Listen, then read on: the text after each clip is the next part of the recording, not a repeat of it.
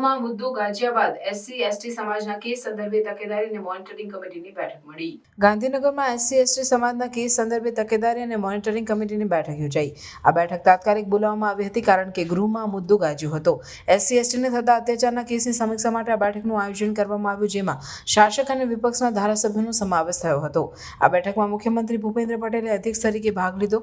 ગૃહ રાજ્યમંત્રીએ હવેથી નિયમિત રીતે દર 3 મહિને બેઠક બોલાવવાની ખાતરી આપી. આ બેઠકમાં SC/ST સમાજના લોકો પર થતા અત્યાચારની કેસની સમીક્ષા કરવામાં આવી અને જરૂરી પગલાં અંગે ચર્ચા કરવામાં આવી હતી.